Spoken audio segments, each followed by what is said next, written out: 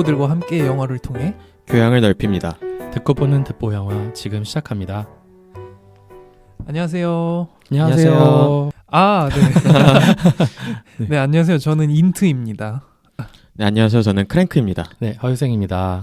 반갑습니다. 반갑습니다. 네, 반갑습니다. 어떻게 보내셨나요, 그동안? 저는 좀 약간 비슷한 일상이긴 했는데 네. 일이 굉장히 많아가지고 일하느라 좀 바빴었고요. 그러는 와중에 이제 좀 오랜만에 다른 지인들도 좀 만나고 그러는 시간들을 보냈습니다. 그래서 막 1년 정도 있다가 안 만난 지인들이 따로 있었는데 오랜만에 만나가지고 다 같이 또 재밌게 얘기도 하고 밥도 같이 먹고 뭐 그러는 시간들도 보냈었고요. 또 일도 많이 해내면서 어떻게 다 끝내고 지금 이 녹화에 참여할 수 있게 돼서 굉장히 후련하고 가벼운 마음으로 올 수 있었습니다. 네. 오늘 녹화가 기대되네요. 후련한 마음으로 하신다니까. 네, 허유생님 어떠셨나요?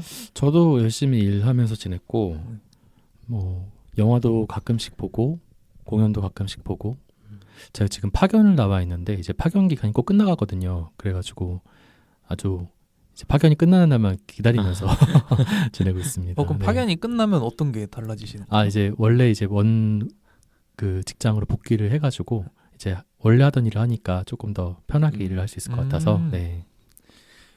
좀 이제 변화가 또 생기겠네요, 조만간. 네네. 네, 뭐 저도 그냥 연구하면서 잘 지내고 있고요. 다들 별거 없는 일상이네요. 네. 근데 뭐 최근에 저는 좀 이제 그나마 새로운 거는 뭐 명상을 열심히 하고 있어서 그런 거를 좀 지도자 과정 이런 거를 좀 하고 있는데 네, 그래서 그냥 좀 평온하게 별일 없이 잘 지내고 있는 것 같습니다. 이번에 제일. 그죠.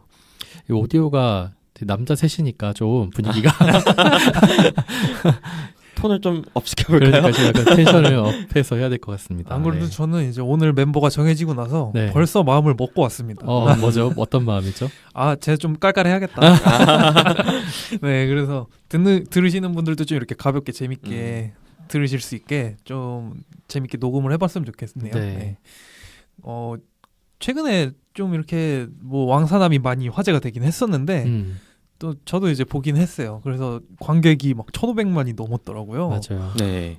그래서 저도 이제 안 보려다가 보긴 했는데 뭐 괜찮은 영화였습니다. 근데 이제 이거랑 또 더불어서 최근에 좀 화제가 되고 있는 작품이 하나 있죠. 네, 프로젝트 헤일 메리입니다. 네, 프로젝트 헤일 메리 혹시 소설은 읽어보셨나요? 아니요, 안 읽어봤습니다. 저는. 네. 저 앞쪽 좀 읽다가 네. 오늘 녹음하러 왔습니다. 요즘 출판사에 보니까 헤일 메리가 쫙 깔려 있더라고요. 맞아요. 네, 그리고 이제 앤디 위어 그분이 쓴 이제 우주 3부작이 있는데 그 작품들도 좀 다시 재조명이 되는 것 같고. 맞습니다. 그래서 좀 화제가 많이 되고 있는 작품이라서 이제 저희도 다루게 됐고, 특히나 이제 다른 이제 패널 세 분들 같은 경우에는 다 인문학을 하시는 분들인데 저희는 좀 이제 과학이나 공학이랑 좀 친숙하잖아요. 네. 그런가요? 크랭크님은 아니신 것 같고, 네. 네, 저랑 이제 유생님은 아무래도 과학을 업으로 네네. 삼고 있다 보니까, 네, 그래서 좀 이 기회에 SF를 통해서 과학 얘기를 좀 해보자. 네, 이렇게 좀 틈새 시장을 잘 노려보려고 또 선정을 하게 되었는데요. 네. 혹시 외계 생명체 같은 거에 관심이 있으신가요? 저는 어느 정도는 있는 것 같아요. 근데 막 그렇게까지 많진 않고, 그러니까 제가 어렸을 때 되게 즐겨봤던 드라마가 이제 닥터우라고 있거든요. 이제 그게 결국은 외계인에 대한 내용이잖아요. 그래서 그거에 대해서도 되게 재밌게 많이 봤었고, 그때 좀 관심이 좀 있다가 최근에 이제 알게 된 게 저희 집 근처가 이제 그 우주선이 자주 출몰이 된다는 그 스팟이라는 거예요. 그래요? 그래가지고 그것 때문에 좀 이제 다시 관심을 좀 가지긴 했었죠. 그래가지고 한국에도 그런 스팟이 있는 거예요? 있다고 하더라고. 그게 UFO 되게 사진 유명하대요. 찍히고 이런데. 네. 그게 되게 신기한 게 저는 이제 안산을 살거든요. 그래서 그 안산에 그 국카스텐의 하현우라는 보컬이 네. 있는데 자전거를 타고 오고 가다가 우주선을 봤대요. 그 위치에서. 근데 그거를 이제 하현우 씨가요? 네, 봤다고 하더라고요. 근데 이제 웃긴 게 그거를 이제 YB의 윤도현 님한테 얘기를 하니까 거기 혹시 어디냐라고 어디냐라고 해가지고 맞다 하니까 거기가 이제 스팟이다라고 해가지고 그걸 저도 보게 돼서 이제 알게 됐습니다. 거기가 되게 유명한 장소라고 하더라고요. 거기 가보시니까 어떠신가요? 좀 특별한 기운이 느껴지시나요? 그거? 아니요. 7, 8년 전만 해도 다 공사 중이었거든요. 네. 그래서 뭔지 모르겠어요. 왜 그랬는지. 저번에 이제 운명 특집을 녹음했잖아요. 이제 아, 네네. 그런 그 신기 있으신 분들이 가면 무슨 얘기를 하실지 되게 궁금해지네요. 네. 그 허유생님은 어떠신가요? 저는 그 있다고는 생각하는데 이 넓은 우주에 생명체가 인간밖에 없다는 건 말이 안 된다라고 생각해서 있을 것 같긴 한데 그 관심을 가지고 있진 않아요. 네. 그런 거 있잖아요. 약간 너무 멀리 있으니까 이게 서로 뭐 소통이 될 수 있을까? 그리고 뭔가 접촉을 해서 어떤 상호작용이 있을 수 있을까라는 생각 때문에 그게 좀 거기에 좀 회의적이어가지고 그 관심이 크게 가진 않는 것 같아요. 아, 좀 이질적이면 좀 소통하기도 어렵고 네. 공감하기도 어렵고 그럴 것 네네. 같다. 네. 그럼 혹시 그냥 뭐 지구의 다른 생명체들은 좀 관심이 있으신가요? 지구의 다른 네. 생명체는 뭐 몇몇 뭐 서로 저는 사람이 제일 궁금하긴 하고, 네. 근데 뭐 동물도 좋아하긴 합니다. 근데 이제 외계인은 너무 멀리 느껴져가지고. 네. 저도 이제 유생님이랑 이제 얘기를 좀 이렇게 방송하면서 해봤을 때 되게 사람에 대한 관심이 크다 이런 인상이 좀 있었던 것 같아요. 이제 저 같은 경우에는 외계 생명체 자체는 그렇게 큰 관심은 없는데 그냥 생명체의 되게 다양한 모습들에 좀 관심이 많거든요. 네. 그래서 뭐 동물들의 심리나 인지나 이런 거에 관한 책들을 좀 읽다 보면 너무 재밌어요. 그래서 막 이제 어떤 뭐 물고기들은 뭐 옆구리에 있는 측선으로 물의 흐름을 이렇게 감지를 하고 그 물고기들 사이에서 소통을 한다 막 이런 얘기도 너무 신기하고 뭐 이제 박쥐는 잘 아시다시피 막 음파를 탐지하고 막 이런 과학적인 사실들 있잖아요. 근데 그런 것뿐만이 아니라 요즘은 또 유튜브에서 이제 동물이 행동하는 것들을 보면 너무 다양하고 우리가 인간적이라고 파악할 만한 되게 면모들이 많아요. 생각보다 되게 똑똑한 동물들도 많고 그러다 보니까 외계 생명체도 그냥 지구에 사는 되게 다양한 생명체의 모습 중에 하나랑 비슷하지 않을까? 이런 식으로 생각을 해보면 다 관심이 가긴 하는 것 같거든요. 그래서 사실 이제 저희가 프로젝트 헤일 메리를 얘기를 할 건데 이게 뭐 스포가 될지 모르겠지만 이 영화에서는 외계 생명체가 굉장히 우리가 상상하지 못할 정도로 좀 이질적인 존재로 나타나긴 하지만 또 그 이질적인 존재랑 되게 깊게 교감을 하잖아요. 그래서 이제 그런 주제를 좀 얘기를 해보고 싶네요. 그러면은 일단 이 영화에 대한 좀 그 소개를 먼저 해야 될 것 같아요. 이 영화는 필 로드랑 크리스토퍼 밀러라는 이제 감독이 같이 제작을 했습니다. 네. 네, 근데 이 두 분의 이제 필모그래피를 보니까 굉장히 많은 영화를 같이 제작을 하셨더라고요. 네, 그래서 이제 뭐 대표적으로 레고 무비, 뭐 이제 뭐 22 점프 스트리트, 뭐 이것도 굉장히 흥행을 했다고는 하는데 저는 아직 못 봤어요. 네. 그리고 뭐 이제 스파이더맨 뉴 유니버스, 네. 네, 그리고 스파이더맨 어크로스 더 유니버스도 찍었고 비욘드 더 유니버스는 이제 촬영을 들어갈 계획이라고 합니다. 네, 그래서 이렇게 뭐 레고 시리즈, 뭐 스파이더맨 시리즈 이렇게 SF도 찍으시는 것 같고 그리고 이제 주연은 굉장히 유명한 두 분이 나오셨죠. 네, 그래서 라이언 고슬링이 이제 라일랜드 박사를 연기를 했고 산드라 휠러가 스트라트를 연기를 했죠. 네. 네, 그 라이언 고슬링 같은 경우에는 뭐 사실 말이 필요 없죠. 연기를 너무 잘하고 그렇죠. 그리고 뭐 많은 분들이 아마 라라랜드나 노트북으로 많이 아실 것 같아요. 네. 근데 이제 뭐 SF도 몇 개 나왔더라고요. 블레이드 러너 저도 이거 재밌게 봤었는데 블레이드 러너 2049. 네, 그리고 이제 퍼스트맨 여기에서도 우주 SF가 있었고 네. 여기 이제 뭐 최근에 바비에서도 네, 좋은 연기를 했었는데 저는 아직 못 봤어요. 저도. 네.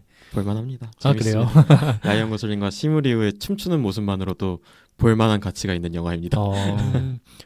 보니까 이게 바비에서의 연기로 오스카 나무 조연상 후보까지 올랐다고 하더라고요. 맞아요. 네. 그래서 저도 이제 봐야 될 좀 이게 포스터만 보고는 좀 별로 안 끌렸는데 너무 핑크핑크해. 좀 봐야겠다는 생각이 들기도 하네요. 네. 그리고 최근에 이동진 평론가 이렇게 최근에 얘기한 건지 모르겠는데 이동진 평론가가 동양에서는 양조위, 서양에서는 라이언 고슬링이 최고의 눈빛을 가진 배우다 이렇게 언급을 하더라고요. 그래서 이분이 이렇게 엄청나게 잘생긴 미남도 아니고 막 연기를 되게 극적으로 표현하는 그 되게 표현력이 풍부한 배우는 아니지만 눈빛 하나로 로맨스 연기를 너무 잘한다. 네, 이렇게 호평을 하시더라고요. 저도 라이언 고슬링 잘생겼다는 생각을 못 해봤거든요. 근데 이 영화에서는 굉장히 매력적으로 나오더라고요. 맞아요. 네. 이게 좀 지적인 면모가 좀 더해져서 그런가. 네. 예, 좀 그 안경 쓰고 네. 지적인 면모가 나오고. 저는 안경을 그 내려서 이렇게 턱에 걸치는 그 장면이 너무 매력적으로 느껴지더라고요. 예. 약간 헤어스타일도 되게 잘 어울린 것 같아요. 맞아요. 네. 네. 약간 그 과학자 같이 좀 헝클어져 있으면서도 음. 뭔가 스타일리시한 그 스타일이 되게 잘 어울리는 것 네. 같습니다. 그리고 이제 뭐 산드라 휠러, 저는 이분을 사실 작년에 처음 알았어요. 저도 추락의 해부 보고. 저도 네. 그때 이제 인상이 들어오더라고요. 그렇죠. 네. 사실 근데 찾아보니까 이분이 굉장히 오래 전부터 연기 그 작품을 많이 하셨고 국민 배우라 그러시던데요. 네. 그 정도로. 네. 독일의 국민 배우. 네. 근데 처음 보니까 이게 그 처음 수상하신 게 2006년에 레퀴엠이라는 작품으로 베를린 그 영화제에서 여우주연상을 받았다고 합니다. 네, 그래서 사실 연기력으로는 거의 한 20년 전부터 인정을 네. 받으신 분 같아요. 근데 이제 뭐 그거 저도 이제 추락의 해부를 보고 너무 인상 깊었거든요. 이분 특히 그 남편과 막 이렇게 말다툼을 하는 씬에서 좀 공감이 되면서도 너무 비인간적이다 이런 생각이 들었거든요. 되게 차가운 독일 여자 같다. 네. 그런 생각이 들었고 뭐 이제 그게 또 존 오브 인터레스트에서도 비슷하게 그렇죠. 나왔었죠. 네, 네. 굉장히 비인간적인 캐릭터. 정말 소름 돋는 네. 연기를 보여줬던. 그 차가운 눈빛을 참 네. 연기 잘하시는 것 같아요. 네. 네. 그래서 저도 이제 작년에 그 두 작품을 보고 이분의 좀 그 더 많은 영화를 봐야겠다 이러면서 저장을 했는데 아직 못 보고 있어요. 근데 이제 이분이 또 유명한 작품들이 뭐 인디아일, 뭐 토니 에드만 뭐 이런 작품들이 또 굉장히 좋은 평가를 받았던 것 같습니다. 그리고 올해 그 베를린 영화제 2월에 있었던 베를린 영화제에서 로즈라는 작품으로 또 여우주연상을 받으셨다고 해요.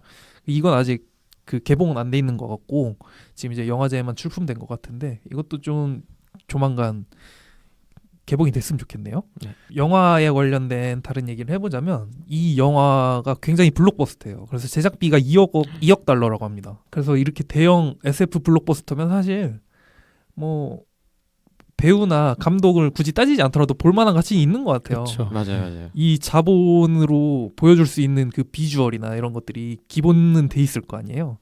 네, 그래서 저도 사실 뭐 감독 이런 분들 잘 몰랐는데 그냥 선뜻 딱 봤는데 역시나 후회하지 않고 재밌게 봤습니다. 네, 그리고 아까 말씀드렸다시피 이건 이제 앤디 위어라는 분이 맨 처음에는 그 인터넷 소설로 막 이렇게 연재를 시작하셨다가 점점 인기가 좋아져서 이제 마션 2011년에 마션을 처음 이제 소설로 출간을 했고 이게 대박이 났어요. 그래서 2015년에 또 영화화가 되고 거기에 이제 아르테미스라는 작품이 또 2017년 프로젝트 헤일 메리가 2021년 이렇게 우주 3부작 앤디 위어의 우주 3부작이 굉장히 유명한 이제 대표작이 된 것 같습니다. 그리고 이 영화 좀 비하인드에 관한 얘기가 되게 많더라고요. 그래서 일단은 아이맥스가 굉장히 많이 쓰였죠. 네, 혹시 그 아이맥스 영화관에서 보셨나요? 아니요. 진짜 그거 보려고 오만 노력을 다했는데 못 봤습니다. 자리가 아예 없던데요.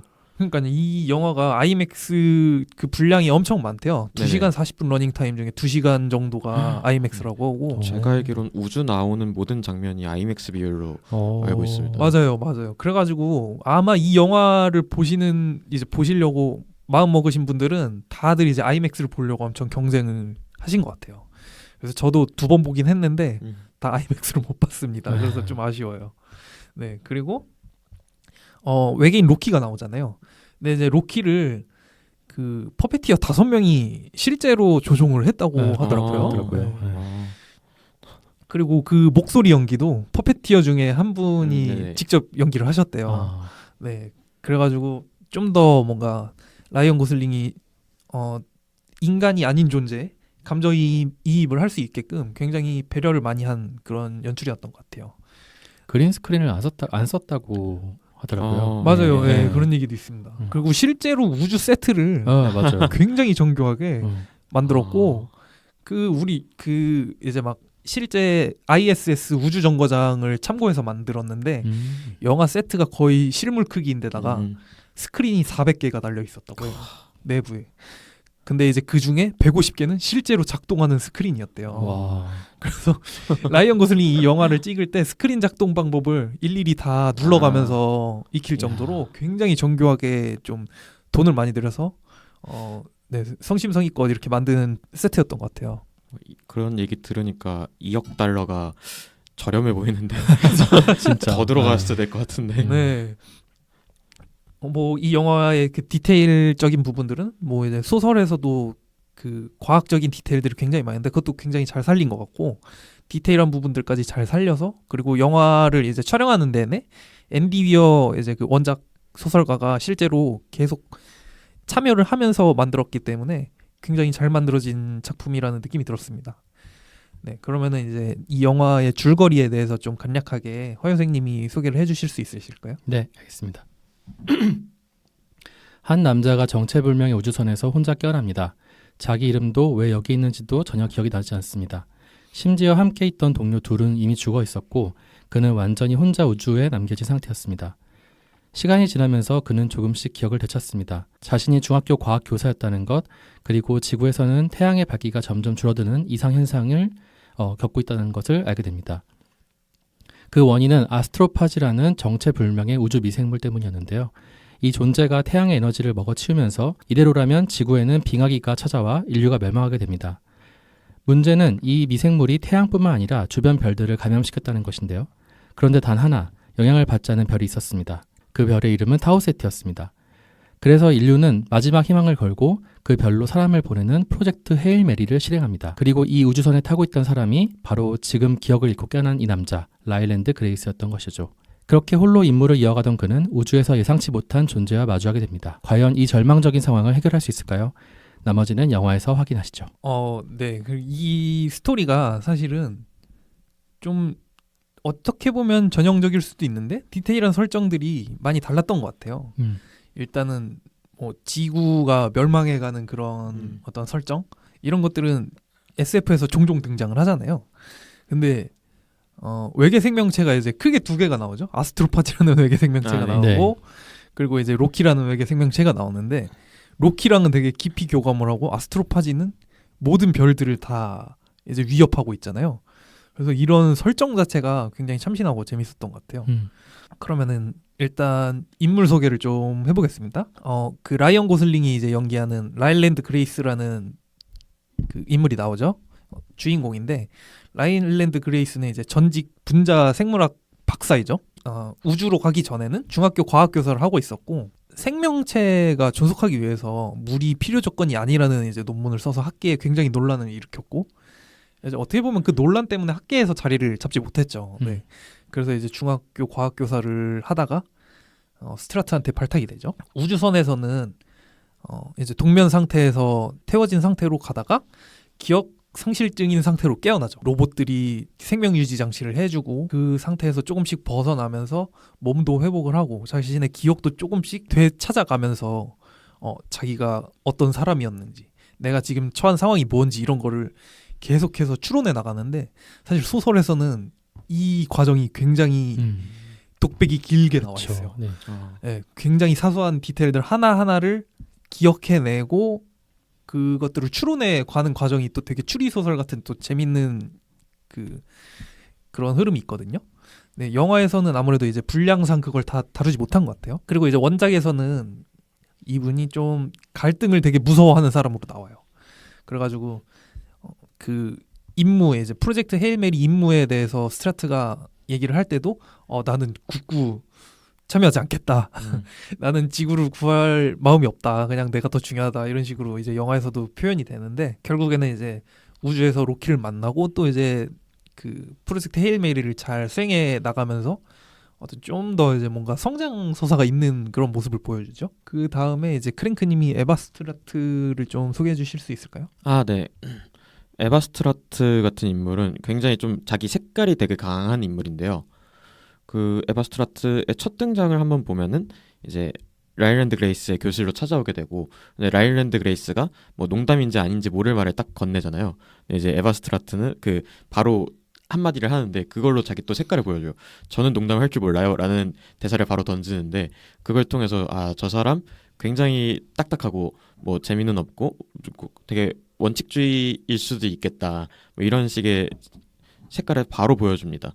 네, 그러고 나서 이 사람이 어떤 인물인지 이제 직업적으로 이제 알게 되는데 전 세계 전 정부에서 가장 능력 있는 과학자들이 모여 있는 프로젝트 헤일 메리를 이끄는 실질적인 리더의 역할을 맡고 있죠. 그래서 굉장히 리더십도 있고 어떤 목표를 향해 나아가는데 그 목표가 흔들리지 않고 되게 단일한 목표만을 이제 지향을 하고 그걸 되게 잘 보여줍니다. 네, 그런 점들이 굉장히 독특한 색깔을 보여주고 매력적으로 다가오는 부분들이 있는데요. 근데 이게 나중에 가서는 이 모습들이 굉장히 위험한 사람이다라는 걸 느끼게 하는 장면들이 있죠. 네. 그 목표라는 게 결국에는 지구를 살리는 인류를 살리는 대의에 가까운 목표였잖아요. 네, 그래서 그 목표를 위해 타인의 희생을 어떻게 보면 강요하고 억지로 하게끔 하는 그런 면모도 있습니다. 네, 그래서 이 사람은 제가 봤을 때 굉장히 위험한 리더의 역할을 맡고 있다. 그리고 그거를 성격적으로 되게 잘 표현해냈고 어떤 아까 얘기했던 산드라 빌러만의 그런 눈빛이나 이런 것들이 굉장히 잘 보이는 역할이었고요. 그래서 되게 위험한 역할이었습니다. 에바 스트라트는. 허여승님 로키에 대해서 설명해 주실 수 있을까요? 네. 로키는 실제 이름은 로키가 아니고 그레이스 박사가 부르는 이름이 로키인데 실제로 바위처럼 생겨가지고 그레이스 박사가 로키라고 이름을 부르게 됩니다. 이 영화에서 등장하는 외계 생명체고요. 일단 얼굴도 없어 보이고 눈도 없고 표정도 없어 보입니다. 전체적으로는 약간 돌로 만든 거미 같은 그런 형태를 가지고 있고 에리드라는 행성에서 왔는데 그 에리드 행성에 있는 그 별도 이 아스트로파즈 영향을 받아가지고 주하고 있다 보니까 그 해결하기 위해서 역시 그레이스 박사랑 같은 임무를 띠고 이제 파견된 그런 존재고 실제로는 엔지니어의 역할을 담당하고 있습니다. 그리고 인간이 사는 환경에서는 살 수가 없고 자신만의 독특한 조건 속에서만 생존할 수 있는 완전히 다른 생명체가 됐고요. 그레이스와 소통하기 위해 가지고 이제 서로 단어를 알아가고 이런 장면들이 좀 그려지게 되고 서로 함께 아스트로파즈에 대한 해법을 찾아가면서 둘이 협력하고 또 동료가 되고 파트너가 되는 그런 모습들이 그려지게 됩니다. 네, 그러면은 인물 소개는 여기까지 하고 좀 이제 영화 전체적인 감상, 이제 평을 좀 들어보고 싶은데 크리크님 어떠셨나요, 영화?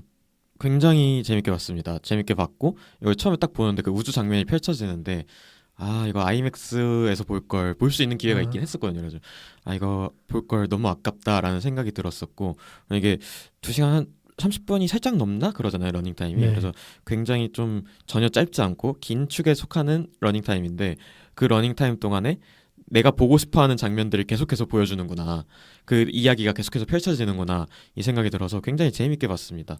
그런 점들이 너무 좋았었고 마지막까지 좀 그 긴장을 놓치지 못하는, 그러면서도 기대에 부응하는 내용들이 펼쳐져서 좋았고요. 다만 좀 아쉬웠었던 거는 아까 이제 도입부에서도 잠깐 얘기했듯이 저는 결국엔 그 과학 쪽 지식은 그렇게까지 좋지 않은 사람인데 그 우주에 대한 설명이 좀 다른 SF 영화에 비해서도 약간 좀 부족하지 않았나, 그런 부분이 조금 아쉽긴 했었어요. 근데 그거 말고는 충분히 굉장히 재밌게 볼 수 있는 영화였다. 네, 그렇게 생각합니다. 네. 저는 이거 그 영화를 일단 개봉하고 거의 직후에 봤어요. 네, 1회 감상을 하고 나서 소설을 읽어봐야겠다. 일단 영화가 너무 재밌어가지고 소설을 읽어봐야겠다 그러다가 소설을 다 읽질 못했어요, 사실. 너무 길더라고요. 그렇죠. 네, 그래서 소설을 좀 한 3분의 1 정도 읽고 이거 소설 다 못 읽을 것 같은데 그러면서 이제 마션을 봤어요. 네. 네, 앤디 웨어 작품이니까. 근데 너무 재밌더라고요. 그리고 이제 어느 정도 이 영화에 대한 지식이 쌓이고 나서 또 방송하기 전에 한 번 더 봤습니다. 근데 이게 제가 두 번 보는 영화가 잘 없긴 한데 이번에 2번 볼 때 감상이 굉장히 달랐어요. 그래서 첫 번째 볼 때는 비주얼이 되게 압도적이었거든요. 네네. 우주가 나오는 장면이라던가 아니면 우주선 안에 그 디테일들, 그런 것들이 굉장히 눈에 들어왔고, 그리고 막 중간에 그 아스트로파지가 쫙 이렇게 페트로바선에서 쫙 빨간색으로 펼쳐지는 장면이 엄청 멋있고, 막 이런 비주얼적인 것들이 굉장히 좀 기억에 많이 남았거든요. 근데 이제 마션을 딱 보고 소설을 봤을 때는 소설이랑 마션에서는 과학적인 것들로 계속 문제를 풀어나가는 그 재미가 굉장히 커요. 그래서 이게 영화에서는 사실은 그 원작이 굉장히 티스러운 작품들이라면 네. 이 그 프로젝트 헤일 메리 영화는 굉장히 F스럽게 잘 구현을 했구나. 이제 그거를 또 염두에 두고 2회차 감상을 했는데 두 번째 볼 때는 음악이 너무 좋았어요. 음악이 굉장히 다양한 장르가 나오거든요.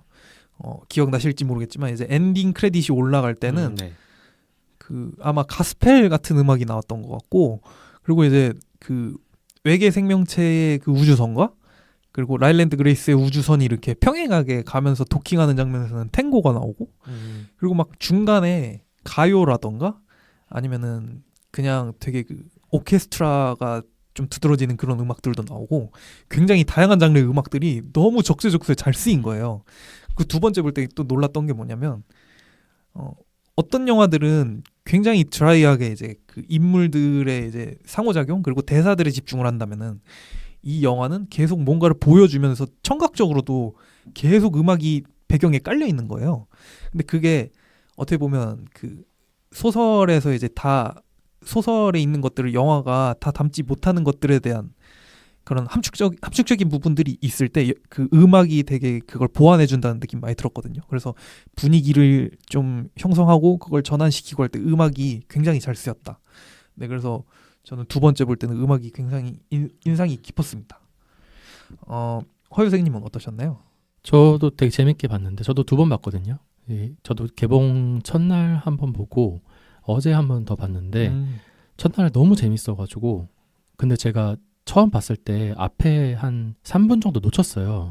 늦게 들어가지고 그래서 그것도 다시 볼 겸 한 번 더 봐야지 해서 어제 봤거든요. 근데 첫 번째 봤을 때는 굉장히 약간 그 SF 문학이 주는, SF 작품들이 주는 센스 오브 원더라고 하잖아요. 그 어떤 경이심, 경외감 이런 것들이 느껴지기도 했고, 특히 우주 작품에서 네. 그런 게 좀 많이 느껴지는 것 맞아요. 같아요. 네, 그런 것들 때문에 되게 굉장히 좋았는데, 이제 어제 봤을 때는 그 디테일들이 하나하나 신경 쓰는 게 굉장히 많더라고요. 그죠. 그러니까 거슬리는 게 굉장히 많이 느껴지더라고요. 첫 번째는 그 센트리퓨즈라고 원심 분리기 사용하는 게 있는데, 그거에 이제 균형을 맞춰서 넣어야 되거든요. 그런 디테일. 네, 그런 근데 제가 그래서 굉장히 거슬려서 찾아봤더니 실제로 그게 레딧 이런 데 올라와 있더라고요. 이 영화에서 잘못 사용했다 이런 것들. 그리고 이제 이 그레이스가 분자생물학자잖아요. 맞아요. 그럼 저 같으면은 로키가 어떻게 움직이는지 분자생물학적으로 굉장히 궁금해질 것 같아요. 근데 고작 그냥 너 우주선 보여줘 이렇게만 생각해서 이런 것들부터 시작해서, 그리고 또 금성으로 이제 가잖아요. 그 페트로바 선이. 그럼 자연스럽게 굉장히 CO2랑 관련이 있겠다. 그러니까 수성으로 안 가고 금성으로 가는 이유는 금성의 대기가 다 거의 다 CO2로 이루어졌기 때문에 그런 걸 되게 자연스럽게 과학자처럼 떠올릴 것 같은데, 굉장히 영화적으로 그 칼이랑 이제 대화를 하는 도중에 알아낸다는 것 자체도 조금 저는 납득이 좀 안 가더라고요. 네. 당연히 그런 가설을 먼저 세워야 되는 게 아닌가? 그리고 그렇게 수많은 과학자들이 다 달려들었는데 그런 가설을 세운 사람이 한 명도 없다가 갑자기 그레이스 혼자만 했다고? 이것도 좀 이상하기도 하고. 맞아요. 저도 그게 좀 좀 이상했던 게 어떻게 이렇게 중요한 인물을 한 명한테 맡길 수 있지? 그렇죠. 그래서 그런 것들이 중간에 턱턱턱 걸리면서 약간은 굉장히 극적으로 연출됐지만 좀 개연성 부분에서 너무 또 미국 중심주의가 아닌가부터 시작해서 그런 점들이 좀 보이면서 살짝은 좀 아쉬운 부분도 있었지만 전체적으로 굉장히 재밌는 것 같아요. 아니, 요즘은 과학 논문도 한 명이 쓰는 경우가 거의 그러니까요. 없는데 좀 그런 디테일들이 아쉽긴 하지만 또 이제 뭐 그냥 그 가볍게 그 과학적인 배경 지식이 없이 보기에는 또 굉장히 잘 만들었다는 느낌이 많이 들었어요. 맞아요. 영화적 허용으로 그냥 봐주면 될 것 같은데 그와 근데 비교해서 어쨌든 그 원작 자체가 굉장히 엔지니어적으로 쓰였잖아요. 맞아, 하드 SF라고 하죠. 맞아요. 그래서 엔지니어가 문제를 해결해 나가는 방식, 그리고 과학적 내용이 굉장히 디테일하게 서술되는 부분들이 있다 보니까 그것들을 너무 다 쳐낸 게 아닌가. 조금은 살려줄 필요도 있지 않았을까 이런 생각도 들었어요. 근데 또 그렇게 해도 러닝 타임이 2시간 40분이니까 뭐 나름 그 잘 고려를 한 것 같기도 하고, 평가는 다양하게 있을 수 있을 것 같아요. 맞습니다. 그럼 이제 좀 본격적으로 영화에 대해서 좀 이렇게 주제 얘기를 한번 해보겠습니다. 일단 라일랜드 그레이스가 사실은 우주선에 그 다른 2명과 같이 타고 가죠. 일류키나 그리고 한 분이 야오였죠. 그렇게 이제 3명이 갔는데 동면 상태에서 앞에 2분이 이미 임무 중에 돌아가시고, 그리고 이제 라일랜드가 혼자 있을 때 깨어나죠. 그래서 만약에 내가 그런 상태, 이제 라일랜드 그레이스처럼 우주선에서 임무를 수행해야 되는데 혼자 깨어났어요. 그럼 이제 어떤 기분이 들 것 같은지, 그리고 그런 혼자 우주에서 임무를 수행해 나가면서 또 해보고 싶은 일들이 있을 수 있잖아요. 그런 것들 좀 얘기해보고 싶었거든요. 네, 허유생님 어떠신가요? 혼자 임무를 수행하는 것에 대해서 어떨 것 같은지요? 혼자 임무를 이제 수행을 하면서 해보고 싶은 일이라거나 아니면은 그렇게 이제 혼자 우주선에 있을 때 어떤 네. 느낌일지. 좀 상상하기 좀 어렵긴 한데 네. 저는 근데 혼자 노는 걸 굉장히 좋아하거든요. 그래서 뭐 이것저것 우주선 막 돌아다니면서 이게 뭐였지 구경도 하고 뭐 여기 뭐 영화 같은 거 깔려 있나 이런 거, 네, 뭐 내가 뭐 다운로드 받아온 게 있나 이런 것들도 좀 찾아보기도 하고. 저는 약간 호기심도 좀 많고 혼자 노는 걸 잘하다 보니까 재밌게 지낼 것 같긴 해요. 원작에서도 그런 게 나오잖아요. 그 라일랜드 그레이스가 그 모든 도서관 자료가 들어가 있는 소프트웨어가 또 우주선에 탑재돼 있어가지고 거기서 무슨 어떤 동물의 똥구멍 온도가 몇 도 막 이런 거를 찾아봐요. 네, 그래서 그냥 지적 호기심이 많은 분들은 혼자 놀 수 있는 방법이 또 많이 있겠죠. 네, 영화에서 막 뭐지 책에서도 막 나오는데 나 이거 왜 알지 이런 거 다 있잖아요. 네, 맞아요. 네, 과학적으로 막 뭐 이렇게 수식 풀다가 나 이거 내가 왜 알고 있지 이런 장면들 너무 재밌었던 것 같아요. 맞아요. 크랭크님 어떠신가요? 저는 그러니까 그게 각인이 돼 있을 것 같아요. 기억은 잃었는데 그 마지막에 기억을 잃기 직전까지의 그 기분이 각인이 돼 있을 것 같아가지고 그 순간에 딱 깨어나고 이게 뭐지 싶은 순간에 진짜 너무 무섭고 화가 많이 날 것 같아요. 저도 혼자 있는 거 좋아하는 거긴 한데 그럼에도 되게 낯선 곳이잖아요. 전 집에 혼자 있는 걸 좋아하거든요. 그래가지고 알지도 못하는 곳에 혼자 와서 뭐 그 야오 선장과 다른 선원도 다 죽은 걸로 나오고 나 혼자 살아 있는 거니까 되게 무서울 것 같고 화가 많이 날 것 같은데 거기다가 저는 또 이제 우주 비행사가 아니잖아요. 관련 지식도 없고 뭐 이제 뭘 해야 될지도 모르는 와중에 뭐 임무가 갑자기 저한테 주어진다 하면 진짜 너무 절망적일 것 같은 거예요. 그래가지고 그러면 저는 진짜 이거 임무를 수행하기보다 죽음을 택할 수도 있겠다 이 생각이 들더라고요. 대단하다라고 생각을 하고 그러면서 또 반대로는 근데 너무 의연하지 않았나 라는 생각을 또 하기도 합니다. 그 그레이스 박사가. 네, 저 이거 그냥 한번 생각을 해봤거든요. 그러면서 하고 싶은 임무가 뭐가 있을까 했는데 그냥 갑자기 감자밥 키워보고 싶더라고요. 맞아. 네. 그래가지고 네. 이게 그렇게 되나 봐요. 키워보고 싶더라고요. 뭔가 한번. 아무래도 여기는 이제 우주선만 있는 세팅이다 보니까 모래나 이런 게 없어가지고 좀 힘들긴 하겠죠. 네. 네, 마션에서는 이제 화성의 흙을 갖고 와가지고 맞아요. 자기 똥을 퇴비로 해서 키우잖아요. 네, 맞아요. 네, 이거는 되게 재밌었습니다.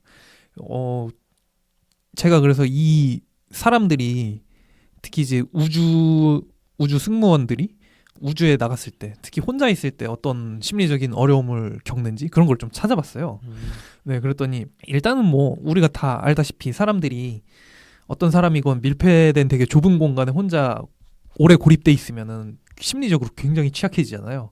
그래서 뭐 영화에서도 언급이 됐던 것 같기도 한데 과거에 이제 소련의 실험에서 승조원들이 막 70일, 90일 지나자마자 이제 막 폭력적으로 변해가지고 막 동료들끼리 싸우고 심지어 거의 죽이려고 한 기록도 있었다고 하고 그리고 뭐 우주정거장 ISS에서도 정신건강 문제 때문에 대원이 조기 귀환하는 사례가 있고 네, 이런 것들을 보면은 확실히 우주라는 공간이 이제 우리가 사는 공간과 너무 다르다 보니까 네. 거기에서 지내는 것 자체가 쉽지 않은 것 같아요.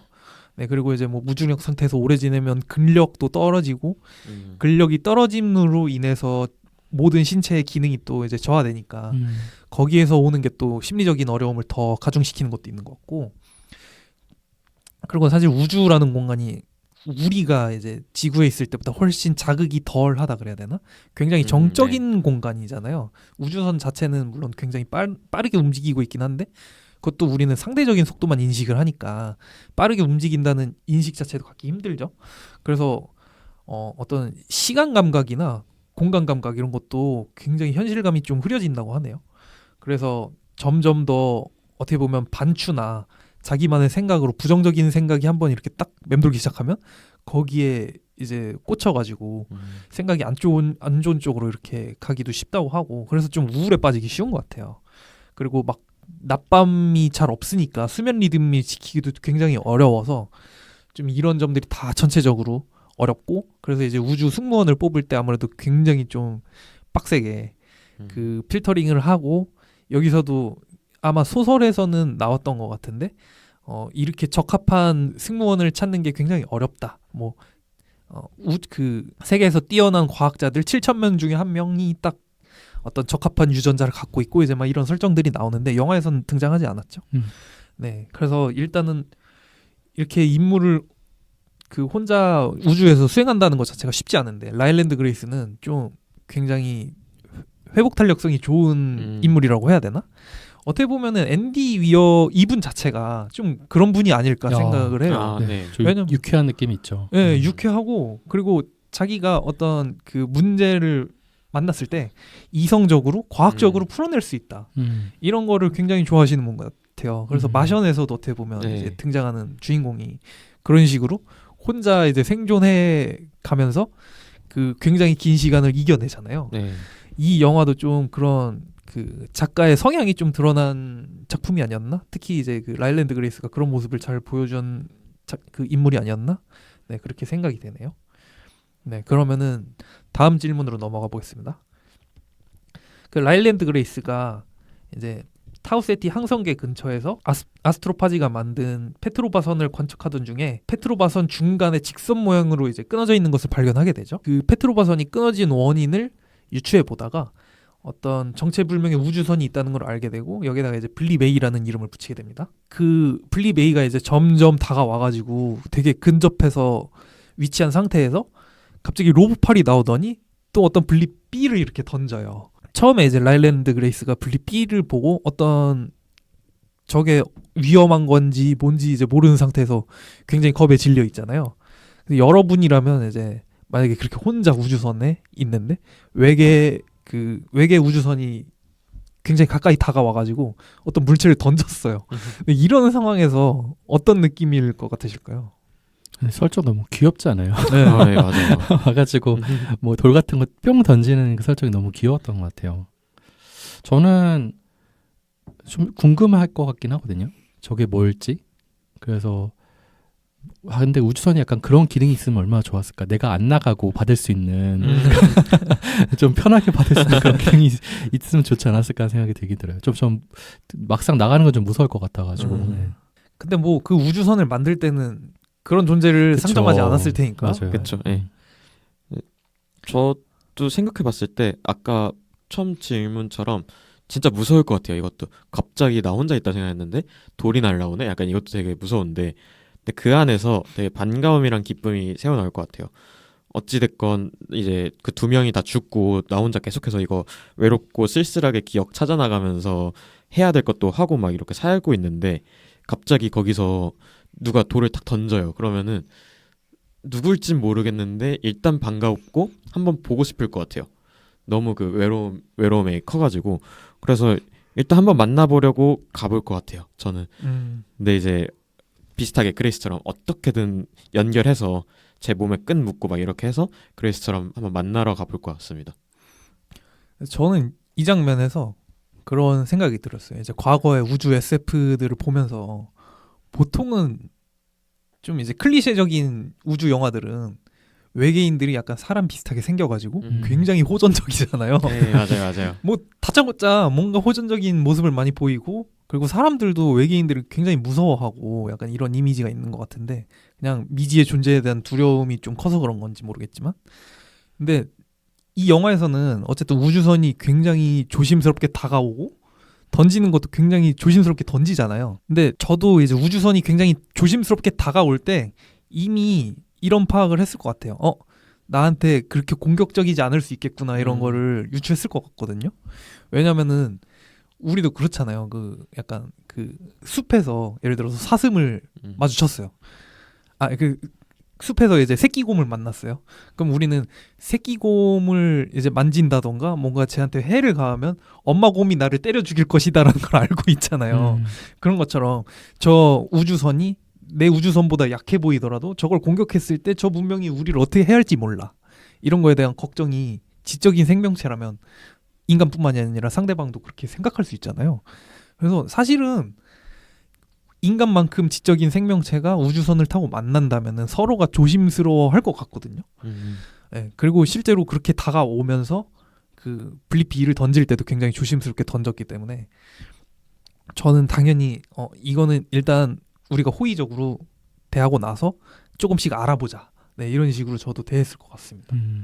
그 삼체라는 소설을 보면은 암흑의 숲 이론인가 그래가지고 무조건 새로운 문명이나 새로운 생명체를 봤을 때 무조건 말살시키는 게 이득이다 이렇게 얘기를 하잖아요. 그러니까 그 우리가 암흑 속에 갇힌 숲 같은 곳에 있기 때문에 거기서 어떤 존재가 먼저 튀어나와서 나를 해할지 모르니까 우리가 무조건 발견하는 즉시 먼저 죽이는 게 나에게는 생존에 더 이득이다. 뭐 일종의 전장의 안개 같은 게 있을 때 사람들이 먼저 더 강력한 뭔가 미사일을 쏜다든지 이런 거랑 비슷한 개념이잖아요. 근데 이 작품에서는 너무 귀엽게 서로 알아보려는 네. 이런 과정들이 이 작가가 되게 낙천적인 사람이라는 생각을 자꾸 하게 되는 것 같아요. 맞아요. 네. 그래서 좀 마음 편하게 재밌게 볼 수 있었던 것 같고 사실 그 소설 속에서도 비슷했던 것 같아요. 그래서 그 그레이스가 맨 처음에는 두려움도 느끼고 막 이러다가 결국에는 이제 막 그 가설들이 계속 나오죠. 제가 나한테 어떤 의도로 한 건가, 저 생명체는 얼마나 지적일까, 막 이런 가설들을 계속 자기가 추론을 하다가 결국에는 이제 그 외계인이 굉장히 과학적인 지식이 풍부하고 호의적이라고 이제 딱 파악을 하고 나서는 되게 적극적으로 다가가서 탐색을 하잖아요. 이런 모습이 나왔던 것 같습니다. 네, 그 다음 또 질문을 해볼게요. 네, 우리가 인간이 아닌 존재와 소통하고 공감하기 위해서 어떤 것들이 필요할지 좀 이 영화를 보면서 좀 생각을 해보면 좋을 것 같은데 네. 아까도 말씀드렸다시피 우리가 되게 미지의 존재에 대한 막연한 두려움이 있을 때도 있고 우리는 실제로 그냥 바닥에 기어다니는 지네만 봐도 굉장히 무서워하고 하잖아요. 네. 근데 저는 좀 벌레를 잘 안 무서워하고 좀 기어하는 경우도 좀 종종 있거든요. 근데 어쨌든 외계인이라면 또 그게 굉장히 더 이질적일 테니까. 네. 어쨌든 우리가 이렇게 다른 존재들과 소통하고 공감하기 위해서 어떤 것들이 필요할지 한번 생각을 해보면 좋을 것 같습니다. 이거는 저는 그렇게 생각을 해요. 로키 같은 경우는 인간은 아니었는데 외형만 다른 경우였잖아요. 말을 한다거나 감정을 느낀다거나 하는 점에서 인간이랑 굉장히 유사한 부분들이 많은데 그런 존재라면 저는 결국 같이 소통할 수 있는 언어가 먼저 잡히고 그게 제일 중요하다고 생각합니다. 그래서 로키와 그레이스가 이제 초반에 언어부터 잡아나가는 것처럼 결국 둘의 말이 통해야 소통도 되고 공감도 되고 그리고 이제 더 큰 것도 이제 해볼 수가 있으니까 서로 통하는 언어로 소통해 나가는 게 중요하다고 생각을 해요. 만약에 아스트로파지처럼 소통이 안 되는 존재라고 하면은 이게 뭘 어떻게 해야 될 수 있을 거다라는 생각은 안 들더라고요. 그래서 이제 일단 그런 가정을 먼저 깔아두고 소통을 하기 위해서 언어를 먼저 서로 그 하나를 상정을 해놓고 그걸 통해서 소통을 하는 게 중요하다라고 생각을 하는데 이게 되게 영화 컨택트랑 많이 닮아 있더라고요. 그래서 초반 보는데 진짜 컨택트 생각이 많이 났습니다. 근데 이게 좀 컨택트랑 또 다른 지점이 있는 것 같은 게 언어라는 매개체로 이제 소통을 하긴 하는데 이 영화에서는 맨 처음에 그 약간 유리벽 같은 걸 사이에 두고 이렇게 똑똑똑 서로 흉내를 내잖아요. 네. 그러다가 막 훌라춤도 추고 막 이렇게 네. 서로를 이제 그 행동을 모방하면서 또 약간 유대감을 쌓고 이렇게 한 것 같거든요. 네. 그래서 좀 비언어적인 소통도 굉장히 중요하게 나타났던 것 같아요. 네. 저는 근데 이 외계 존재랑 소통이 과연 가능할까에 대해서는 항상 회의적인 그 시각을 갖고 있는 것 같아요. 우리가 달린다, 뭐 잔다 이런 동사들도 있고, 뭐 아름답다, 추하다 이런 형용사들부터 해가지고 이런 언어 체계라는 게 있는데 아예 다른 모양으로 생긴 존재가 아예 다른 어떤 행동 양식이나 존재 양식 갖고 있다면은 이런 걸 아예 이해할 수조차 있을까? 이런 생각 항상 하거든요. 예. 로키 정도만 돼도 어쨌든 간에 뭐 엔지니어 역할을 가지고 있고 대략적인 어떤 과학기술이 많이 발전해 있고 이런 상태니까 그런 공통의 수학적 기반을 가지고 언어를 이제 맞춰나간다, 단위를 맞춰나간다 이런 시각을 가질 수는 있을 것 같은데 아예 그렇지 않은 존재들이 나타났을 때는 어떨까? 우리가 가진 어떤 단어들과 그들과 가진 단어들이 과연 매칭이 될까? 이런 생각도 좀 들게 되는 것 같아요. 저는 그거보다는 조금 더 그 뭐라 그러냐 긍정적이라고 해야 되나? 충분히 소통이 가능하다고 생각을 하거든요. 왜냐면 사실 그 언어들도 사람들이 쓰는 언어들도 완전히 번역이 안 되지만 소통이 또 잘 되잖아요. 그리고 아까 말씀드렸다시피 우리가 이제 소통을 할 때 언어적인 것뿐만이 아니라 비언어적인 소통이 굉장히 중요하잖아요. 그래서 어떻게 보면 여기에서도 이제 그레이스랑 로키가 처음 교감할 때는 서로의 행동을 따라하면서 이제 제가 나한테 호의적이구나 약간 이거를 그냥 어떻게 보면 감각적으로 좀 알게 되는 그런 면들이 있고, 우리가 다른 사람들이랑 소통할 때도 비언어적인 것들이 굉장히 또 중요하니까 이런 것들도 있는데, 또 한편으로는 저는 그런 항상 이제 우리가 어떤 대상에 공감을 할 때 그 공감의 대상이 어디까지가 될 수 있는가를 생각해 보면 한계가 없을 수도 있다라는 생각을 하거든요. 단적으로 예를 들면 이제 뭐 영화 허에서 나오는 AI 뭐 이런 거는 그나마 좀 사람과 비슷하지만, 우리가 현실에서도 덕후들이 있잖아요. 네. 2D 캐릭터 네. 굉장히 이입을 하고 막 이제 결혼까지 하고 이런 분들도 있는 반면에, 또 이제 더 나가 보면은 이제 뭐 그 DC의 식물계에 계시는 분들은 식물을 또 엄청나게 사랑하시잖아요. 기사들. 예. 그리고 이제 막 수석을 모으시는 분들은 돌도 이제 막 사랑을 하시는 것 같아요. 반려돌. 예, 반려돌이 있고. 그래서 이게 뭐 대상이랑 우리가 얼마나 비슷해야 공감을 할까? 근데 사실 위험하지만 않으면, 서로가 안전하다고만 느끼면, 사실 사람이 대상이 뭐가 됐든지 간에 사람의 마음을 투영하는 능력이 워낙 뛰어나서 대상이 크게 상관없을 수도 있다. 네, 그 구체적인 형태나 언어나 네, 그런 거 크게 상관이 없을 수도 있다. 근데 이제 제가 여기서 조금 TMI를 하자면 이거와 관련된 책이 있습니다. 네, 그래서 데니엘 웨그너라는 굉장히 유명한 심리학자가 쓴 책 제목이 신과 개와 인간의 마음이에요. 네, 그래서 여기서는 이제 대표적으로 신과 개와 인간이 이제 언급이 되어 있지만, 제목에는 그 말고도 우리가 굉장히 다양한 어떤 물체나 대상에 대해서 그것들의 마음을 어떻게 인식하는가, 이거에 대한 굉장히 방대한 연구들을 담은 내용이거든요. 그래서 이제 좀 간단하게 소개를 하면은, 우리가 어떤 대상의 마음을 평가할 때 크게 두 가지 축이 있다 그래요. 그래서 첫 번째 축은 행위성.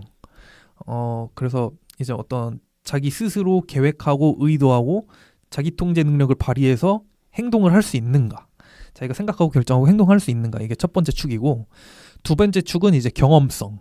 그래서 어떤 감정과 고통과 쾌락, 뭐 아프고 기쁘고 슬프고 이런 것들을 느낄 수 있는가. 네, 그래서 행위성과 이제 경험성이 크게 두 축으로 있는데, 이 축으로 이제 나눠보면 굉장히 재밌는 게, 인간은 둘 다 높아요. 행위성도 높고 경험성도 높아요. 근데 이제 신 같은 경우에는 행위성은 매우 높은데 인간보다 압도적으로 높죠. 왜냐면 전지전능하니까. 근데 이제 경험성은 없는 거예요. 굉장히 드라이한 거예요. 그래가지고 의도만 있는 존재죠. 근데 이 책에서 굉장히 재밌는 게, 막 한 2010년대 막 이렇게 연구들에서 구글이 사람들이 신처럼 인식한다는 거예요. 구글은 전지전능한데 경험성이 없다. 그래서 우리가 구글 신이라고 얘기를 하는 게 사실 굉장히 직관적으로 좀 와닿는 거죠.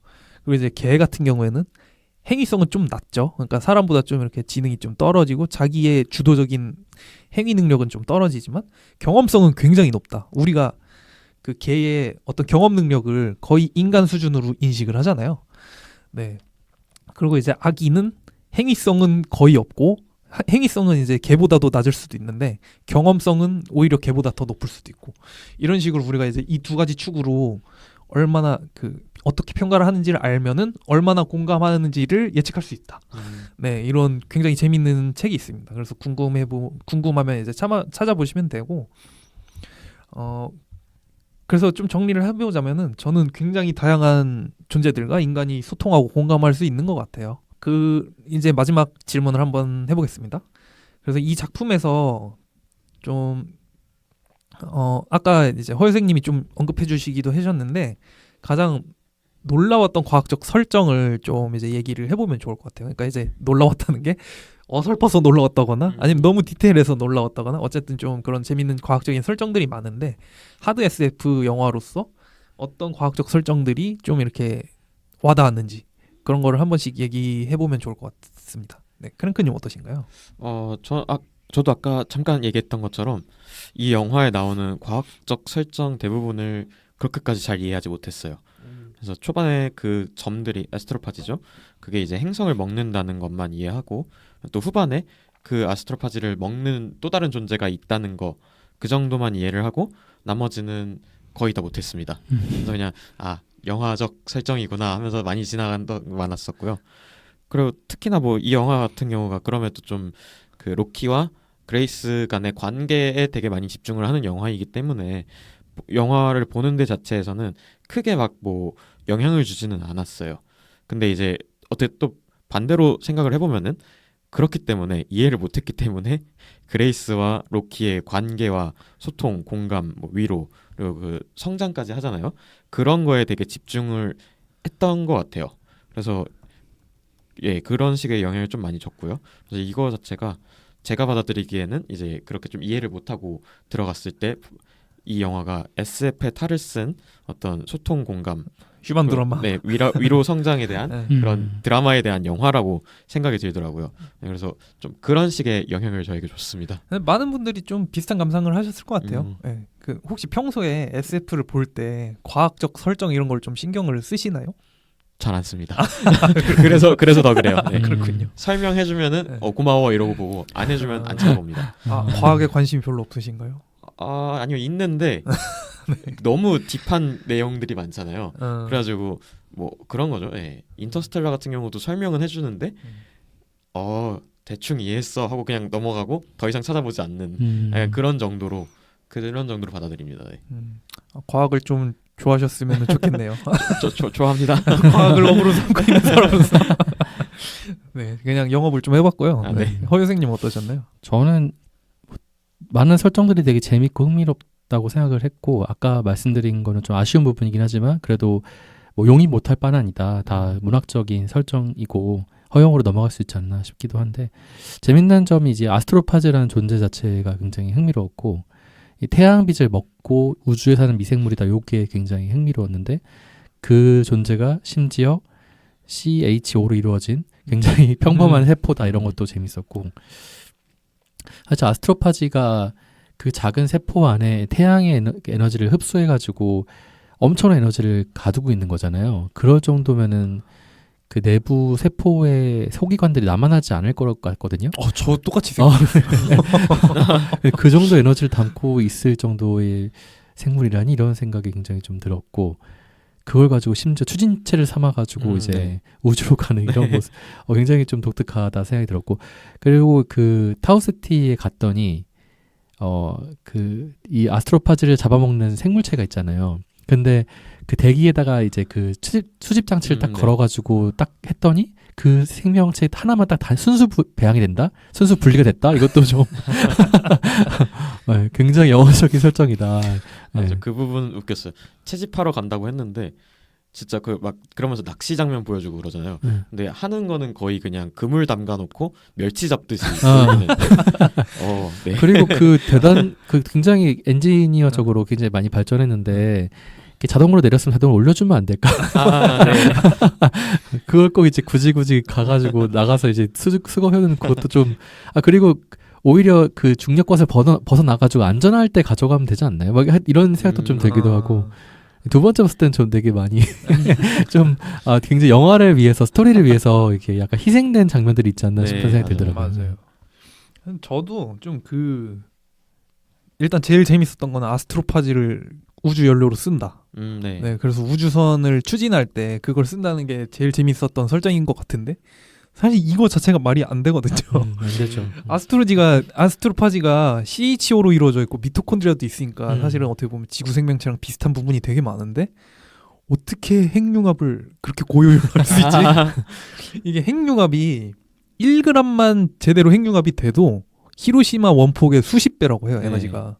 근데 그게 100% 효율이려면은 물질 반물질이 이렇게 쌍소멸이 되면서 그렇게 되는 경우만 가능한데 99.9%라고 해도 0.1%가 이제 열로 변환이 되는 거잖아요. 그러면은 원자폭탄 이제 한 개나 그거보다 작은 수준의 열이 되는 거예요. 근데 그거를 CHO로 이루어진 생명체가 버텨낸다? 그 저장하고 이게 조금 과학적으로 말이 안 되지만 근데 이제 저자도 그걸 알고 있었나 봐요. 그래요? 그걸 알고 있고 자기도 그냥 가장 최소한의 그 과학적 허용이 되는 부분에서 이제 문학적으로 그런 설정을 하고 나서 그 이후에 이제 그것 때문에 가능한 것들에 이제 집중을 한 것 같아요. 네, 그래서 이분도 아무래도 과학적으로 굉장히 엄밀한 걸 또 추구하시는 분이기 때문에 그걸 모르시진 않았던 것 같고 네. 그것 때문에 또 재밌었던 것 같아요. 또 이 지구 온난화가 심각한 시대에 왜 아스트로파지는 금성으로만 갔을까요? 지구로도 오지 않았을까? 그죠. 네. 아무튼 이 과학적인 설정도 또 이제 과학을 아시는 분들이 보면 또 재밌는 부분이 많이 있는 것 같습니다. 네. 그래서 좀 추가 질문을 해보면 이 영화를 보면서 혹시 그 다른 SF 영화에서 봤던 외계 생명체 이런 것들 중에 좀 인상 깊었던 캐릭터가 혹시 떠오르는 게 좀 있었을까요? 저는 아까 말씀하신 컨택트. 컨택트. 네, 그 약간 문어처럼 생긴 네. 오징어처럼 생긴 그 외계인이 네. 헵타포드. 아, 네. 헵타포드 네. 맞아요.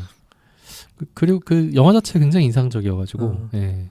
영화는 완전히 언어에 집중했잖아요. 네. 네. 그런 점들이 굉장히 인상적이어서 책도 봤는데 책이 굉장히 재밌더라고요. 어. 예. 테드창. 네, 테드창 당신 인생 이야기라는 아. 작품인데 그런 그 외계인의 모습이 저는 제일 인상적인 것 같아요. 전 그 시간 감각이 완전히 다르다는 것도 맞아요. 진짜 신기한 것 같아요. 그 그래서- 상상이 잘 안 돼가지고. 네. 물론 저희 듣보 영화에서 예전에 하신 적 있더라고요. 네. 컨택트를. 그래서 뭐 다들 뭐 보신 분들이 많을 것 같아가지고 그 언어를 익힌다는 것 자체가 시간 감각을 이제 똑같이 미래까지 볼 수 있는 시간 감각을 익힌다는 그 설정이 너무 재밌었어요. 맞아요. 네, 크랭크님 어떠신가요? 네, 저는 뭐 영화에서 좀 넓혀 보아서 그냥 시리즈로 하면 아까 얘기했던 닥터후에 나왔던 타임로드라는 외계 종족이 있습니다. 네. 그게 좀 약간 시간을 그 사람들은 이제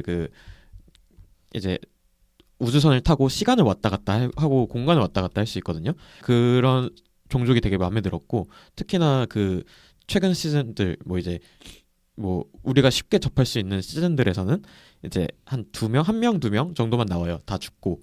그래가지고 그런 설정들도 되게 좋았습니다. 그래서 그런 것들 봐도 되게 재밌었는데 그래서 그 타임로드라는 외계 종족들이 되게 기억에 많이 남고요. 그리고 또 외계 생명체나 외계 종족은 아닌데 인터스텔라 보면은 그 이제 주인공과 같이 함께 항상 다니는 로봇 있잖아요.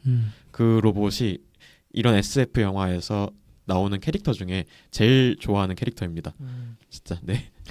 근데 닥터우가 저는 잘 몰랐는데 이게 60년이 넘었네요. 아 네. 시리즈가. 시즌 1부터 따지면은 그렇고, 네. 올드 시즌부터 따지면 그렇습니다. 전혀 몰랐었는데 또 좋은 거 알아가네요. 네.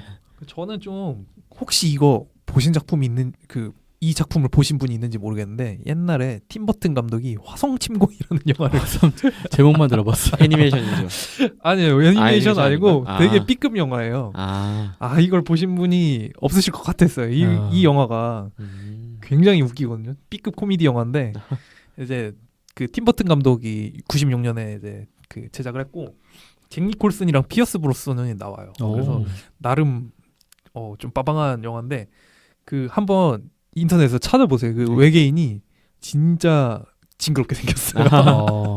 뇌가 역시 팀버튼. 네, 뇌가 엄청 크고 얼굴은 조그만한데 눈은 4배관이고 뇌가 이렇게 쭈글쭈글한 게 겉에 다 드러나가지고 엄청 무섭게 생겼거든요. 그리고 굉장히 호전적이에요. 근데 얘네가 갑자기 컨트리 음악을 듣고 다 뇌가 터져서 죽어서 이제 지구를 지켜내는 그런 얘기거든요. 이 영화 좀 병맛 영화 이런 거 좋아하시면은 한번 보시면 좋을 것 같은데 이 영화 제가 이제 언급하고 싶었던 게 그때 당시에 있던 그 외계인에 대한 안 좋은 클리셰들 이걸 전부 다 차용했어요. 완전 원형 그 비행기 접시에다가 화성인이라고 하면 좀 이렇게 막 되게 무섭게 생긴 그런 화성인 이런 이미지들이 많이 나와가지고 저한테는 어렸을 때 약간 외계인 하면 이 화성침공에서 나왔던 외계인이 너무 각인돼서 그 이 영화에서 나왔던 또 로키 같은 것들도 오히려 새롭게 느껴졌거든요. 네, 이렇게 해가지고 저희가 좀 그 프로젝트 헤일 메리 영화를 두고 좀 다양한 얘기를 해봤는데, 뭐 방금도 이제 좀 외계 생명체에 대해서 얘기를 해보긴 했지만 SF에 사실 이제 외계 생명체만 등장하거나 아니면 우주가 나오는 것 말고도 굉장히 다양한 장르들, 다양한 주제로 이제 영화들이 있잖아요. 그래서 SF 중에서 혹시 좋아하는 장르나 어떤 주제 이런 것들을 다룬 그 장르나 영화 이런 거를 좀 추천해 주시면 좋을 것 같아요. 네. 네, 저는 SF 장르까지는 잘은 모르겠는데 개인적으로 인터스텔라를 굉장히 좋아합니다. 어. 그것도 아이맥스에서도 보고 막 이랬었거든요. 그냥 개봉 당시에서도 보고 OTT로도 보고 막 이랬었는데 볼 때마다 너무 재밌고 또 아이맥스로 보면은 아 이게 기술이 주는 아름다움이구나를 느낄 수 있었던 순간이었어가지고 너무 좋았었고요. 그리고 그 안에 과학적 기술도 되게 잘 담기는데 또 거기에서 이제 문학적인 아름다움이나 뭐 가족에 대한 소중함, 뭐 사랑에 대한 소중함 이런 것들을 담고 그리고 끝끝내 마침내 좀 이겨내가는 모습도 담겨져 있어서 너무 좋아하는 영화여서 인터스텔라를 추천합니다. 네. 저도 인터스텔라 너무 좋아해요. 그 블랙홀 구현한 장면 너무 네. 좋았고 네. 놀란 감독이 맨날 시간을 뒤집잖아요. 여기 시간추 네. 뒤집고 그런 것도 좀 네. 흥미로웠고 저는 그 한국 SF 작품들을 좀 좋아하는 편인데 음. 외국 SF품들은 좀 거대한 스케일을 다뤄요. 되게 네. 우주적이면서도 뭔가 영웅적이고 이런 서사들을 좀 많이 다루는 편인데 한국 SF 문학들은 좀 그 개인의 문제에 좀 집중하기도 하고 사회 문제랑 좀 엮어가지고 뭐 페미니즘 문제라든지 아니면 뭐 계급 간의 문제라든지 이런 것들을 좀 많이 잘 드러내고 좀 따뜻한 작품들이 많거든요. 최근에 그 SF 소설들이 굉장히 많이 인기가 있죠. 각광받았잖아요. 네네. 그래서 뭐 김초엽 작가의 네. 우리가 빛의 속도로 갈 수 없다면 이런 작품들이라든지 그 작품이 단편소설 모음인데 그 안에 관내분실이라는 작품도 있어요. 근데 이 관내분실도 굉장히 재밌습니다. 그 죽은 사람의 기억을 모아가지고 아카이빙 해놓고 그걸 이제 가서 이제 다시 그 사람과 얘기할 수 있고 약간 이런 내용인데 그런 작품들 소소하고 따뜻해지는 하지만 한 번쯤 생각해 볼 수 있는 작품들 이런 것들 우리나라 작품들도 많으니까 네. 관심 많이 가졌으면 좋겠고 또 그 임태훈 작가라는 분이 계세요. SF 작가 중에 이분은 되게 통통 튀는 아이디어가 많거든요. 그래서 이분은 약간 하드 SF는 아니고 좀 판타지랑 SF를 좀 섞어 쓰시는 분인데 되게 재밌는 그 작품 중에 하나가 근방에 히어로가 너무 많사온이라는 작품이 있어요. 그래서 사람들이 막 히어로가 다 된 세계인데 뭐 웹소설 같은 제목. 맞아요. 배달 앱처럼 히어로 앱이 있는 거예요. 그래서 나한테 지금 선택하네. 필요한 히어로를 앱으로 호출하는 그런 작품이거든요. 월간 난치 아니고 히어로 하나씩 월간 히어로. 이런 작품들도 있고 재밌는 부분들이 많습니다. 아, 네. 되게 흥미롭네요. 네네. 진짜. 얘기만 들어도 굉장히 독특한데, 네. 저는 제가 사실 이 영화랑 고민했던 그 발제할 때 이제 고민했던 영화가 하나 있었는데 그 공각기동대. 네, 오시마모루 공각기동대. 고스트 인 더 쉘. 네, 고스트 인 더 쉘.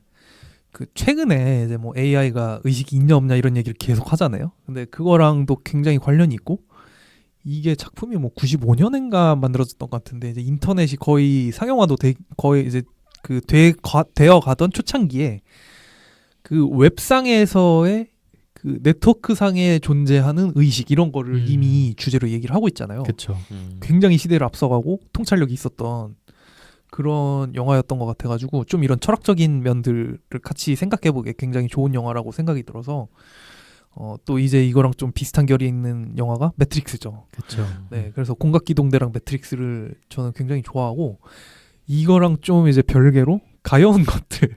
이것도 가요 것들? 네, 이것도 SF라고 할 수 있을 것 같아요. 약간 그쵸. 그 중세 호러 판타지 느낌의. 그죠.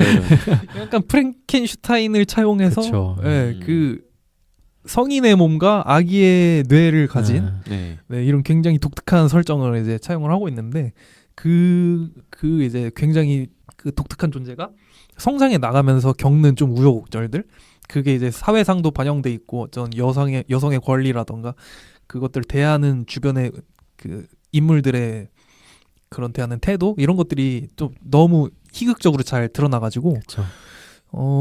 좀 독특한 소재 SF 하면 저는 가여운 것들을 좀 재밌게 봤다고 이제 기억이 돼서 이런 다양한 장르의 SF들을 또 같이 보시는 것도 영화를 이제 풍부하게 이해하는 데 도움이 될 것 같습니다. 네.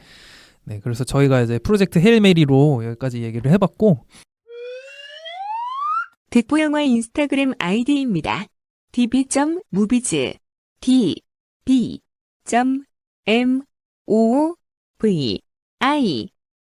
db.movies 많은 관심 부탁드립니다. 이제 다음 작품으로 또 얘기를 나눠보겠습니다. 다음 주 영화는 아카데미 사관왕을 수상한 라이언 쿠글러의 시너스입니다. 같이 보시고 방송 들어주세요. 다음 주에 만나요. 네, 감사합니다. 감사합니다. 감사합니다.